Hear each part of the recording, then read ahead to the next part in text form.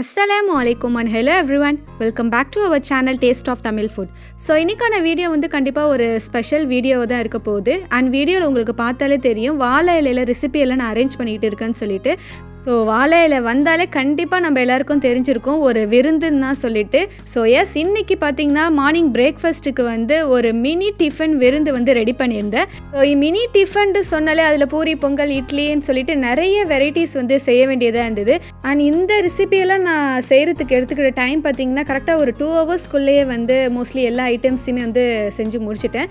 So எவ்வளோ quick and pre பிளான்டாக வந்து இவ்வளோ ஐட்டம்ஸை வந்து மார்னிங் பிரேக்ஃபாஸ்ட்டுக்கு வந்து செய்கிறதுன்னு சொல்லிட்டு இந்த வீடியோ ஃபுல்லாக உங்கள் கூட ஷேர் பண்ணுறேன். ஸோ ரொம்பவே இன்ட்ரெஸ்டிங்காக அண்ட் யூஸ்ஃபுல்லான ஒரு வீடியோவாக தான் இருக்கும் இந்த வீடியோ உங்களுக்கு. ஸோ வீடியோ ஃபுல்லாக ஸ்கிப் பண்ணாமல் பாருங்கள். அண்ட் பார்க்கவே ரொம்ப எம்மி அண்ட் டெம்டிங்கான மினி டிஃபன் விருந்து இது எப்படி செய்கிறதுன்னு சொல்லிட்டு பார்த்துடலாம்.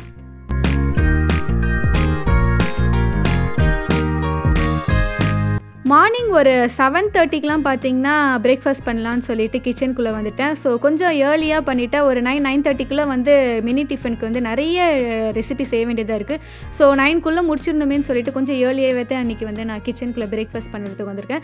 ஸோ மினி டிஃபன் சொன்னாலே கண்டிப்பாக அதில் வந்து ஒரு ரெசிபியாக வந்து பொங்கல் வந்துடும். ஸோ ஃபஸ்ட்டு வந்து பொங்கல் தான் ஈஸியான ரெசிபி, பொங்கல் செஞ்சிடலான்னு சொல்லிட்டு குக்கரில் வந்து பருப்பு 1 கப் அளவுக்கு எடுத்துருக்கிறேன். அண்ட் 1 கப் அளவுக்கு பார்த்திங்கன்னா அரிசி சேர்த்துருக்கிறேன். ஸோ ரெண்டுமே வாஷ் பண்ணி தான் நான் சேர்த்துருக்கேன்.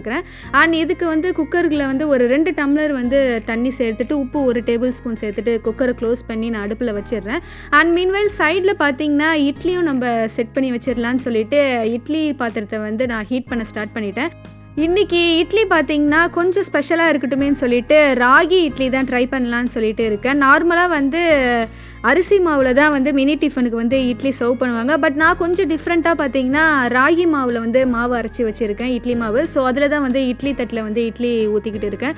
அண்ட் இந்த இட்லியை பற்றி கண்டிப்பாக சொல்லியே ஆகணும், அவ்வளோ சூப்பர் அண்ட் எம்மியாக இருந்தது. கண்டிப்பாக நீங்கள் வந்து இந்த மாதிரி வந்து ராகி இட்லியை வந்து ட்ரை பண்ணி பாருங்கள். உங்கள் வீட்டில் இருக்கிற குழந்தைங்களுக்குலாம் வந்து இந்த மாதிரி வந்து ஒரு ஹெல்த்தியான ஒரு பிரேக்ஃபாஸ்ட்டு செஞ்சு கொடுக்கணும்னு நினச்சிங்கன்னா கண்டிப்பாக இந்த ராகி இட்லியை வந்து ட்ரை பண்ணி பாருங்கள்.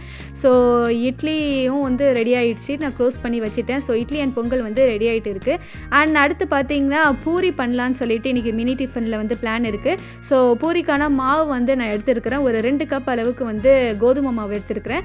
அண்ட் இதில் 1 டேபிள் ஸ்பூன் உப்பு மட்டும் சேர்த்துட்டு மிக்ஸ் பண்ணி விட்டுட்டு கொஞ்சமாக தண்ணி சேர்த்துட்டு நார்மலாக நம்ம எப்படி பூரி மாவு பனைவோமோ அது போல் வந்து நல்லா நான் பசைஞ்சு எடுத்துக்கிறேன். ஸோ பாருங்கள், கொஞ்சம் கொஞ்சமாக தண்ணி சேர்த்துட்டு மாவை நல்லா நான் பசைஞ்சு எடுத்துக்கிறேன்.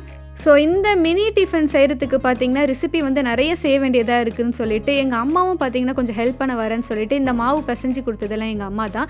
அண்ட் பூரிக்கான மாவு பசைஞ்சிட்டு இருக்கும் போதே பார்த்திங்கன்னா சைடில் வந்து குக்கர்லேருந்து ஒரு 4 விசில் வந்துருக்கும். ஸோ விசில் வந்து நான் ஆஃப் பண்ணிட்டேன். அண்ட் இங்கே பூரிக்கான மாவு வந்து நல்லா சாஃப்டாக அம்மா பசைஞ்சு கொடுத்துட்டாங்க.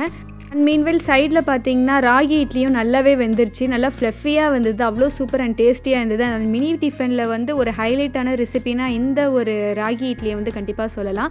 ஸோ இட்லி அண்ட் பொங்கல் வேலை வந்து முடிஞ்சிருச்சு. அண்ட் இந்த பொங்கலை வந்து தாளிச்சா இந்த பொங்கலுக்கான வேலை எல்லாமே முடிஞ்சிடும்.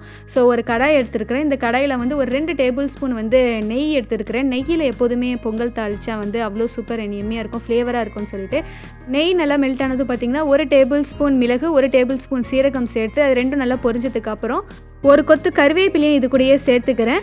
அண்ட் 1 பச்சை மிளகாய், இஞ்சி பார்த்திங்கன்னா சின்ன சின்னதாக சாப் பண்ணி வச்சுருக்கிறேன். அதையும் வந்து இந்த நெய்யிலேயே சேர்த்துட்டு 1 டைம் நல்லா வதங்கினதுக்கு அப்புறம் வந்து இந்த பொங்கலில் சேர்த்துடுறேன்.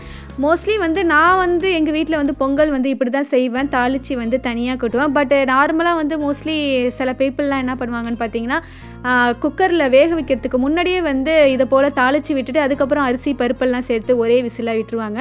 பட் என்னோட ஸ்டைலில் பொங்கல் பார்த்திங்கன்னா இப்படி தான் தாளித்து வந்து தனியாக கொட்டுறது தான் பார்த்திங்கன்னா எப்போதுமே வீட்டில் வந்து பொங்கல் இப்படி தான் செய்வேன். ஸோ அந்த மெத்தடில் தான் நான் உங்களுக்கு இன்றைக்கி செஞ்சு காமிச்சிருக்கிறேன். அண்ட் சைடில் பார்த்திங்கன்னா சட்னி வெரைட்டிஸ் வந்து ஆல்ரெடி நான் ப்ரிப்பேர் பண்ணி வச்சுட்டேன். தேங்காய் சட்னி, புதினா சட்னி அண்ட் கார சட்னி 3 சட்னி வந்து ப்ரிப்பேர் பண்ணி வச்சுருக்கிறேன்.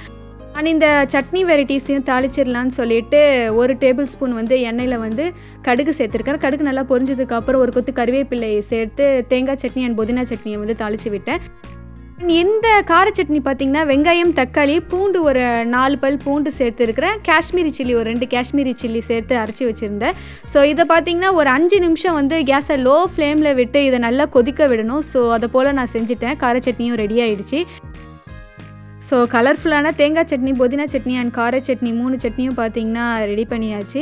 அண்ட் அதே கடாயில் பார்த்தீங்கன்னா பூரிக்கான மசாலாவே ரெடி பண்ணிடலான்னு சொல்லிட்டு ஒரு 2 டேபிள் ஸ்பூன் அளவுக்கு வந்து எண்ணெய் எடுத்துருக்கிறேன். எண்ணெய் நல்லா ஹீட் ஆனது 1 டேபிள் ஸ்பூன் வந்து கடுகு, 1 டேபிள் ஸ்பூன் பார்த்தீங்கன்னா கடலப்பருப்பு சேர்த்துருக்கிறேன்.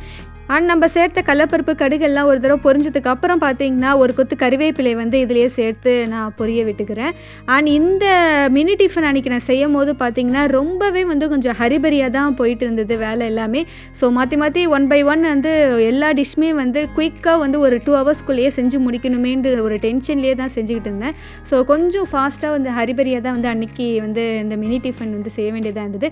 கடுகு கறிவேப்பிலாம் பொரிஞ்சதுக்கப்புறம் பார்த்தீங்கன்னா ஒரு வெங்காயத்தை சேர்த்து நல்லா வதக்கியிருக்கிறேன். அந்த வெங்காயம் வதங்கினதுக்கப்புறம் ஒரு பாதி தக்காளியை மட்டும் சேர்த்து இது கூடயே நல்லா வதக்கிக்கிறேன். ஸோ அன்றைக்கி வெரைட்டிஸ் வந்து நிறைய செய்கிறதுனால வந்து எல்லாமே வந்து 1 கப் அளவுக்கு மட்டும்தான் இருக்கிற மாதிரி செஞ்சேன். கொஞ்சம் தான் செஞ்சேன். ஸோ இந்த வெங்காயம் தக்காளியெல்லாம் நல்லா வதங்கினதுக்கு அப்புறம் பார்த்திங்கன்னா ஒரு 2 பச்சை மிளகாயை வந்து கீரி இதில் சேர்த்துருக்கிறேன். அண்ட் கூடவே பார்த்திங்கன்னா கேரட் அண்ட் வேக வச்ச உருளைக்கிழங்கையும் இது கூடயே சேர்த்துக்கிறேன். அண்ட் இந்த உருளைக்கிழங்கு பார்த்திங்கன்னா உப்பு சேர்த்து வந்து ஒரு உருளைக்கிழங்கு அளவுக்கு வந்து குக்கரில் சேர்த்து விசில் விட்டு வச்சுருந்தேன். அதை தான் வந்து சின்னதாக சாப் பண்ணி இதில் சேர்த்துருக்கிறேன். ஸோ இதெல்லாம் சேர்த்ததுக்கப்புறம் ஒன் டைம் வந்து நல்லா மிக்ஸ் பண்ணதுக்கப்புறம் 1 டேபிள் ஸ்பூன் அளவுக்கு பார்த்திங்கன்னா மஞ்சத்தூள் நான் சேர்த்துக்கிறேன். அண்ட் இந்த உருளைக்கிழங்கு மசாலா வந்து லாஸ்ட்டு வீடியோலேயே நான் அப்லோட் பண்ணியிருக்கேன் மார்னிங் பிரேக்ஃபாஸ்ட்டாக. அதுலேயே பார்த்துருப்பீங்க மசாலா எதுவுமே நான் அதிகமாக சேர்க்க மாட்டேன். ஜஸ்ட் மஞ்சத்தூள் மட்டும்தான் இதில் சேர்ப்பேன்னு சொல்லிட்டு. ஸோ மஞ்சத்தூள் சேர்த்ததுக்கப்புறம் பார்த்தீங்கன்னா 1 கப் அளவுக்கு வந்து தண்ணி இது கூட சேர்த்து நான் மிக்ஸ் பண்ணி விட்டுக்கிறேன். ஆல்ரெடி பார்த்தீங்கன்னா உருளைக்கிழங்குலாம் இதில் வேக வச்சு சேர்த்ததுனால இந்த உருளைக்கிழங்கு மசாலா வந்து செய்கிறதுக்கு வந்து அதிக நேரம் எடுக்காது. ஜஸ்ட் ஒரு 5 மினிட்ஸ்லேயே பார்த்தீங்கன்னா இதுக்கான வேலை வந்து முடிஞ்சிடும். அண்ட் இது கூட பார்த்தீங்கன்னா 1 டேபிள் ஸ்பூன் அளவுக்கு வந்து கல்லுப்பு மட்டும் சேர்த்துட்டு நான் மிக்ஸ் பண்ணி விட்டுடுறேன். ஸோ பூரிக்கான உருளைக்கிழங்கு மசாலா வந்து ஒரு சைடு ரெடி ஆகிட்டு இருக்குது. அண்ட் மீன்வைல் இன்னொரு சைடு பார்த்தீங்கன்னா வடை அண்டு பூரி வந்து செஞ்சிடலான்னு சொல்லிட்டு கடாயில் எண்ணெய் சேர்த்து ஹீட் பண்ண ஸ்டார்ட் பண்ணிட்டேன். அண்ட் இந்த சைடு பார்த்தீங்கன்னா நான் முன்னாடியே சொன்ன மாதிரி ஒரு 5 நிமிஷம் தான் இந்த உருளைக்கிழங்கு மசாலா செய்கிறதுக்காண்டி ஆச்சு. நல்ல ஒரு திக் கன்சிஸ்டன்சிக்கு குருமா மாதிரி ஆயிடுச்சு. அதையும் கேஸ் ஆஃப் பண்ணிவிட்டு கடாயை வெளியே எடுத்துடுறேன். ஸோ அவ்வளோதான், உருளைக்கிழங்கு மசாலா வந்து ரெடி ஆகிடுச்சு. அண்ட் சைடில் பார்த்தீங்கன்னா கடாயில் எண்ணெய் நல்லா ஹீட் ஆகி ரெடியாக இருக்குது. நல்லா ஹை ஃப்ளேமில் தான் இருக்குது. ஸோ வடையை தட்டி போட்டுடலாம். அண்ட் இந்த வடை மாவு பார்த்தீங்கன்னா நாள் நைட்டே நான் வந்து அரைச்சி ஃப்ரிட்ஜில் ஸ்டோர் பண்ணி வச்சுருந்தேன். ஸோ மார்னிங் வந்து பிரேக்ஃபாஸ்ட் செய்கிறதுக்காக வந்து வேலை நிறையா இருக்குதுன்னு சொல்லிட்டு நைட்டே பார்த்தீங்கன்னா அந்த வடைக்கான மாவு வந்து நான் ரெடி பண்ணி வச்சுட்டேன். ஸோ நல்லா 2 சைடும் நல்லா கிறிஸ்பியாக கோல்டன் ப்ரௌன் ஆகிற அளவுக்கு பார்த்தீங்கன்னா வடையை வந்து சுட்டு எடுத்துடலாம். அண்ட் என்னோட பர்சனல் ஃபேவரட்டான ஒரு வடைனே சொல்லலாம் இந்த உளுந்து வடை. ஸோ எத்தனை பேருக்கு வந்து என்ன போல் இந்த உளுந்து வடை வந்து ரொம்ப விரும்பி சாப்பிடுவீங்கன்னு சொல்லிட்டு கமெண்ட் பண்ணுங்கள். ஸோ வடை பார்த்தீங்கன்னா 2 சைடும் நல்ல கோல்டன் ப்ரௌனுக்கு கிறிஸ்பி ஆகிடுச்சு. கடாயிலேருந்து வெளியே எடுத்துடுறேன். நெக்ஸ்ட்டு பூரிக்கான பாவம் வந்து நான் திரட்டி வச்சுருக்கிறேன், அதை போட்டுடலாம். அண்ட் மீன்வைல் சைடில் பார்த்தீங்கன்னா தோசைக்கல்லையும் ஹீட் பண்ணிடலான்னு சொல்லிட்டு தோசை சுடுறதுக்காக வந்து தோசைக்கல்லை வந்து ஹீட் பண்ண ஸ்டார்ட் பண்ணிட்டேன். ஸோ பூரிக்கான மாவு வந்து இது தான். அண்ட் தோசை மாவு பார்த்தீங்கன்னா ஒரு சின்ன ஒரு ஊத்தாப்பம் மாதிரி செய்யலான்னு சொல்லிட்டு ஒரு சின்ன குழிக்கரண்டி ஆட்டி எடுத்து ரவுண்ட் ஷேப்புக்கு ஊற்றிருக்கேன். அண்ட் இதுக்கு மேலே பார்த்தீங்கன்னா பொடியாக கட் பண்ணி வச்சுருக்கிற வெங்காயம் அண்ட் பொடியாக கட் பண்ணி வச்சுருக்கிற புதினா மல்லி கேரட்லாம் சேர்த்துட்டு நல்லா வேக விட்டுருந்தேன். ஸோ வடை போட்டதுக்கு அப்புறம் பார்த்தீங்கன்னா திரட்டி வச்சுருந்த பூரி மாவு வந்து எண்ணெயில் சேர்த்துடுறேன். எவ்வளோ ஃப்ளஃபியாக நல்லா உப்பிட்டு வருதுன்னு பாருங்கள். ஸோ மீன்வைல் பார்த்தீங்கன்னா சைடில் தோசை அண்ட் பூரியும் வந்து மாற்றி செஞ்சுக்கிட்டு இருந்தேன். ஸோ தோசை வந்து ஒரு சைடு வந்து நல்லா வெந்துருச்சு, அதையும் திருப்பி போட்டேன். ஆனால் இதே போல் வந்து எல்லா பூரியும் திரட்டி வச்சுருந்த எல்லா பூரியும் வந்து எடுத்துடலான்னு சொல்லிட்டு ஆயிலில் போட்டு எடுத்துகிட்டு இருக்கேன். ஸோ மீன்வைல் நான் தோசை அண்ட் பூரி வந்து செஞ்சுட்டு இருக்கிற டைமில் பார்த்திங்கன்னா அம்மா வந்து நான் தோசை சுடுறேன், நீ வந்து பூரி சுடுன்னு சொல்லிட்டு அந்த வேலையை வந்து கொஞ்சம் ஆஃபாக பிரிச்சுக்கிட்டோம். ஸோ நான் இந்த ஒரு சைட் பார்த்திங்கன்னா பூரி செஞ்சுக்கிட்டு இருந்தேன். அண்ட் அம்மா வந்து சைடில் வந்து தோசைக்கான வேலையை வந்து பார்த்துட்டு இருந்தாங்க. ஃபஸ்ட்டு பார்த்திங்கன்னா ஊத்தாப்பம் செஞ்சு எடுத்தாச்சு. அண்ட் அதே மாவில் பார்த்திங்கன்னா பொடி தோசை செய்யலான்னு சொல்லிட்டு அம்மா வந்து பொடி மேலே போட்டிருந்தாங்க. அண்ட் இந்த பொடி பார்த்திங்கன்னா ஹோம்மேட் பொடி தான். இந்த பொடி வந்து எப்படி செய்கிறது, ஆந்திரா ஸ்டைலில் வந்து காரசாரமாக எப்படி செய்கிறதுன்னு சொல்லிட்டு நம்ம சேனலில் ஆல்ரெடி வீடியோ அப்லோட் பண்ணியிருக்கோம். டிஸ்கிரிப்ஷன் லிங்க் கொடுக்குற, கண்டிப்பாக செக் பண்ணி பாருங்கள். ஸோ நான் முன்னாடி சொன்ன மாதிரி அன்றைக்கி மினி டிஃபன் செய்கிறதுக்கு வந்து கொஞ்சம் ஹரிபரியாக தான் வந்து போயிட்டு இருந்தது. அவ்வளோ ஃபாஸ்ட்டாக வந்து எல்லா ஒர்க்குமே பண்ணிகிட்டு இருந்தோம், ஒரு 2 ஹவர்ஸ்க்குள்ளேயே முடிக்கணும்னு சொல்லிட்டு. ஸோ ஆல்மோஸ்ட் பார்த்திங்கன்னா எல்லா ஒர்க்குமே வந்து கம்ப்ளீட் ஆகிடுச்சு. பூரியும் பார்த்திங்கன்னா தட்டி வச்சுருந்த எல்லா மாவுலையும் வந்து போட்டு எடுத்துட்டேன் எண்ணெயில் போட்டு. அண்ட் அந்த வேலை முடிஞ்சிருச்சு.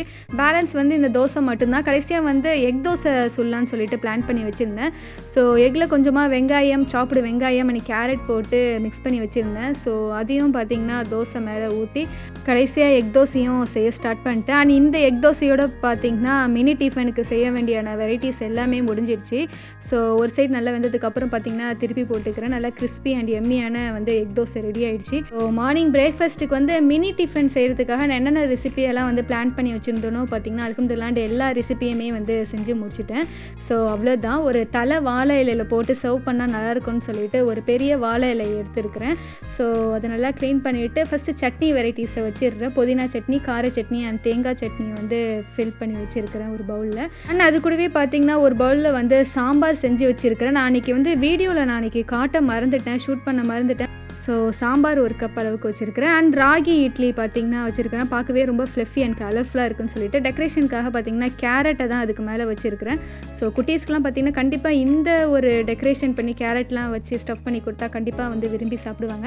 அண்ட் அடுத்து பார்த்திங்கன்னா ஒரு பவுலில் வந்து பொங்கல் ப்ளேஸ் பண்ணியிருக்கேன். அண்ட் நெக்ஸ்ட்டு வந்து பூரி அண்ட் பூரிக்கான உருளைக்கிழங்கு மசாலாவும் வச்சாச்சு. அண்ட் தோசை வெரைட்டி பார்த்திங்கன்னா ஃபஸ்ட்டு எக் தோசை, பொடி தோசை அண்ட் ஊத்தப்பம் வந்து வச்சுருக்கிறேன். ஸோ கடைசியாக பார்த்திங்கன்னா வடை.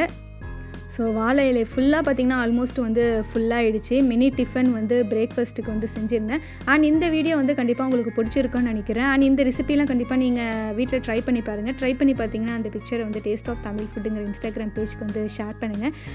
ஸோ இது போல் இன்ட்ரெஸ்டிங்கான நிறைய ரெசிபி அண்ட் வ்ளாக்ஸோட உங்களை அடுத்த வீடியோவில் வந்து சந்திக்கிறேன். தேங்க்யூ.